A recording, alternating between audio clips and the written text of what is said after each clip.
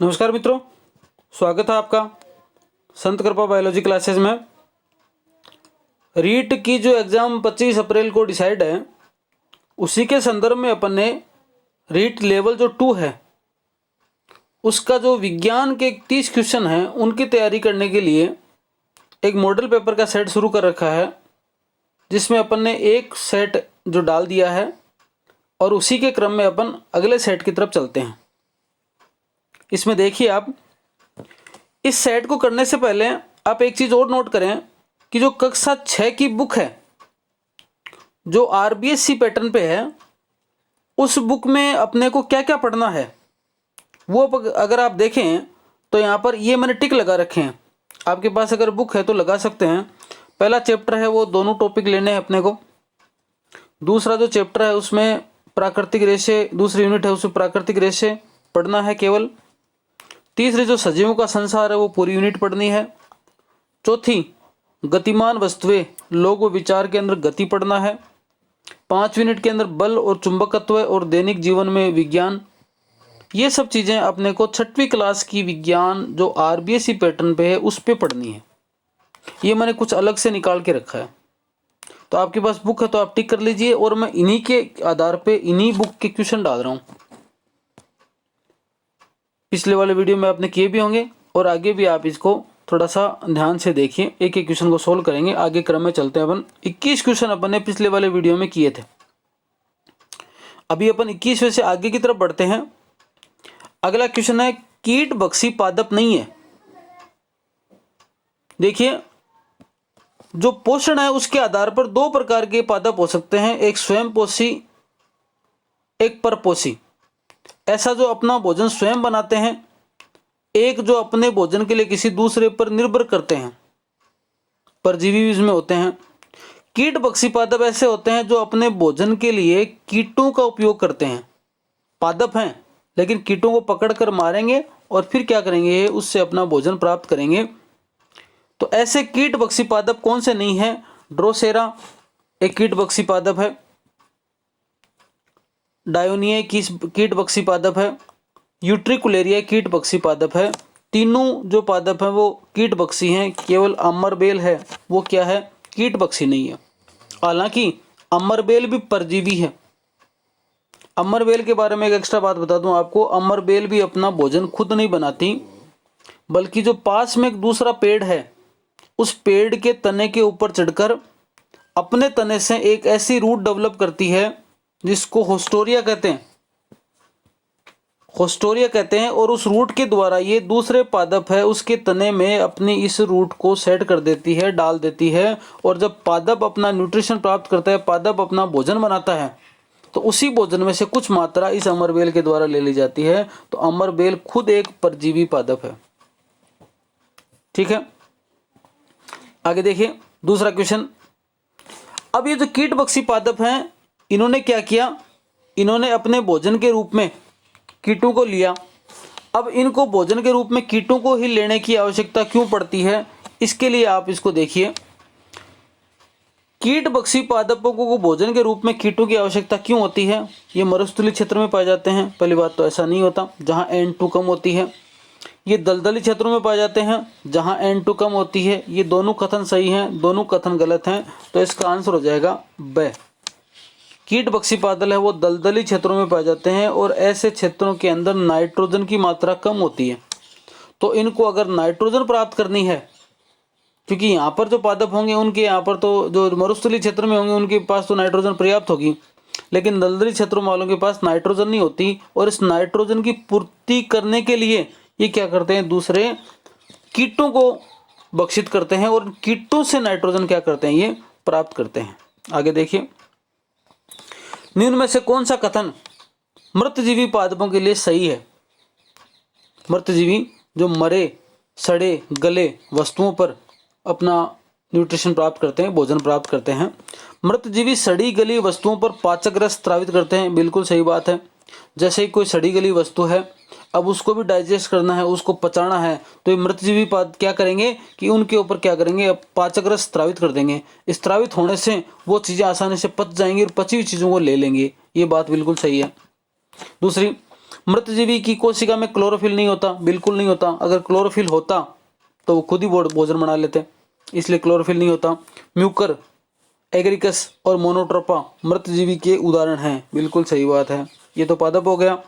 और Mucor, Mucor को बोलते हैं रोटी के कवक। रोटी के ऊपर जो रोटी एक दो चार दिन पुरानी हो जाती है तो उसके कवक लगते हैं ना, वो म्यूकर ही है यहाँ पर। एगरिकस, एगरिकस है उसको बोलते हैं मशरूम। तो म्यूकर और एगरिकस है ना, रोटी के कवक और जो मशरूम है, और मोनोट्रोपा, ये सारे के सारे मध्यजीवी पादप हैं। ये बात भी सही है, इसलिए यहाँ पर कथन क्या हो जाएगा, सभी कथन सही हैं, ये आंसर हो जाएगा। आगे देखिए, घटपर्णी पादप में गड़े रूपी संरचना किसका रूपांतरण है? ऐसे कुछ पादप होते हैं जिनकी पत्तियां हैं वो गड्ढे के रूप में आकर चेंज हो जाती हैं, और ऐसे पादप का जो उदाहरण है वो घटपर्णी है। और इसमें रूपांतरित क्या चीज़ होती है? रूपांतरित होती है पत्ती होती है। आगे देखिए, धागे के दो सेट को आपस में व्यवस्थित करके वस्त्र निर्माण की प्रक्रिया, है ना, धागे के दो सेट हैं, दो धागे के सेट हैं अलग अलग, और उनको आपस में जोड़कर जब वस्त्र निर्माण की प्रक्रिया की जाती है तो उस वस्त्र निर्माण की प्रक्रिया को क्या कहा जाता है? चार यहाँ पर आपके पास में ऑप्शन है, और चारों ऑप्शन के अंदर जो इसका आंसर आ जाएगा वो आ जाएगा क्या? वीविंग। बुनाई, वीविंग और निटिंग तीन ऑप्शन है, इसमें जो इसका आंसर आ जाएगा कौन सा? वीविंग। आगे देखिए, एकल धागे से वस्त्र निर्माण की प्रक्रिया, एक ही धागे से वस्त्र निर्माण की प्रक्रिया कहलाती है निटिंग, नीट एंड क्लीन। ऐसे याद रख लो, इसका किसी और का कोई रोल नहीं है, केवल एकल धागे से वस्त्र निर्माण की प्रक्रिया हो रही है।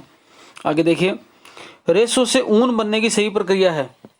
रेशे हैं, उनसे ऊन कैसे बनेगा, इसकी सही प्रक्रिया है। देखिए, जैसे मान लो भेड़ है ना, तो भेड़ के जो बाल हैं उनकी सबसे पहले क्या की जाती है? सबसे पहले करी जाती है कटाई।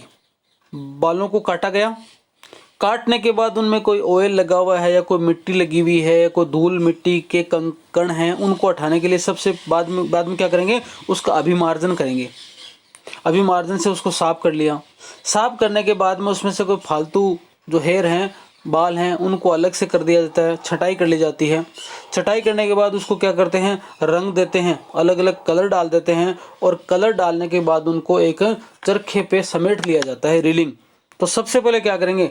कटाई करेंगे, कटाई के बाद में अभिमार्जन करेंगे, अभिमार्जन के बाद में छटाई करेंगे, उसके बाद में रंगाई करेंगे, और उसके बाद में क्या हो जाएगा? रीलिंग। ये प्रक्रिया हो जाएगी। आगे देखिए, रेशम कीट का जीवन चक्र है।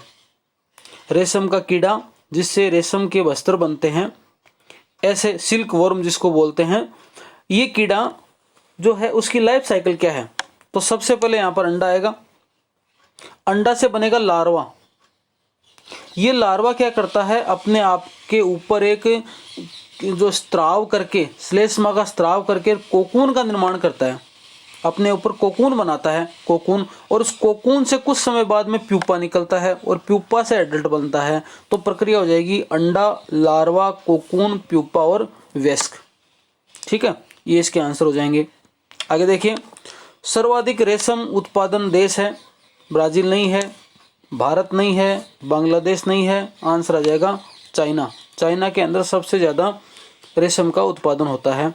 रुई को बिनोला बीज से हटाने की प्रक्रिया, जो कॉटन है, कपास है, उसका जो बीज होता है उसको बिनोला बोलते हैं, इससे फिर रुई बनती है।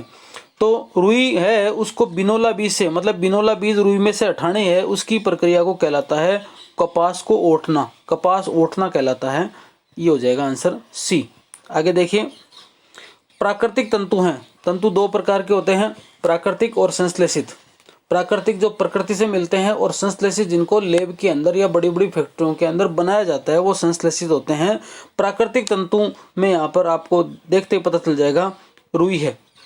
ठीक है, ये है प्राकृतिक तंतु। जबकि रेयोन है, नाइलॉन है, ड्रेक्रोन है, ये तीनों के तीनों क्या हैं? संश्लेषित तंतु के उदाहरण हैं।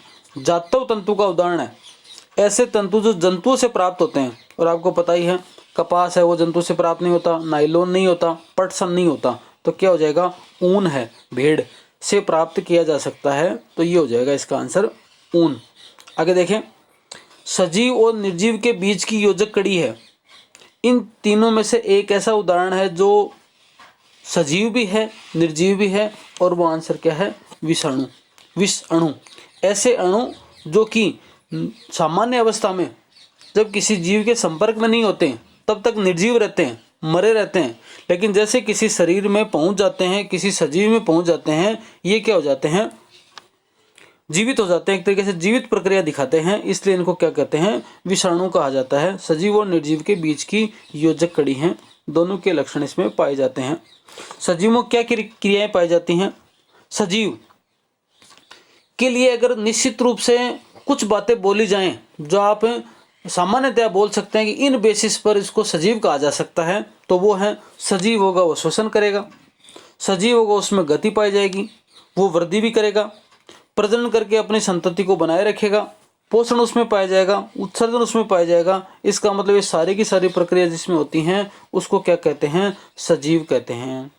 निम्न में से कौन सा लक्षण सजीव का नहीं है? ये चार में से एक ऐसा लक्षण है जो सजीव का नहीं है, निर्जीव का लक्षण है। देखते हैं। सजीव जनन करते हैं, बिल्कुल करते हैं। सजीव जनन करते हैं तभी तो एक पीढ़ी से दूसरी पीढ़ी बनती है और ये संतति को बनाए रखते हैं। सजीव भोजन स्वयं बनाते हैं, दूसरों के बनाए भोजन पर निर्भर रहते हैं, बिल्कुल। या तो स्वयं बनाएंगे, स्वयंपोषी या परपोषी, परजीवी, मृतजीवी, आपके कीट पक्षी, ऐसे कुछ हो सकते हैं।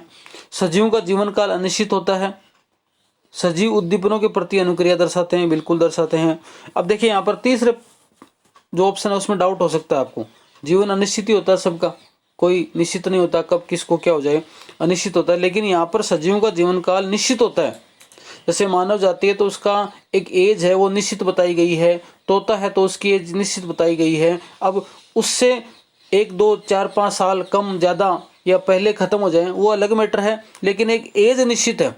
ऐसा नहीं है कि मानव है वो 5000 साल तक जीवित रह रहे हैं, उसकी प्रक्रिया है। 80 साल है, 100 साल जिएगा, कोई अपवाद होगा तो 120 हो जाएगा, 130 हो जाएगा, लेकिन एक समय उसका इसी उम्र के आसपास में अधिकतम रूप में अंत आना ही है। इसलिए ये है सजीवों का जीवन काल है वो अनिश्चित नहीं बल्कि क्या होता है, निश्चित होता है। पादप श्वसन क्रिया में कौन सी गैस ग्रहण करते हैं? ये क्वेश्चन बहुत सारे एग्जाम में पूछते हैं और गलत करते हैं बच्चे। पादप श्वसन क्रिया के अंदर कौन सी पादपोचक जंतुओं श्वसन क्रिया में दोनों ही एक ही प्रकार की गैस लेंगे और वो गैस क्या होगी, O2 होगी। ऑक्सीजन का ही उपयोग किया जाता है क्योंकि श्वसन एक ऐसी प्रक्रिया है जिसमें O2 का उपयोग हुआ, ठीक है, प्लस जैसे श्वसन क्रिया C6H12O6 ये ग्लूकोज है, O2 की क्रिया से इसका विघटन होता है और बनता क्या है, CO2 प्लस H2O।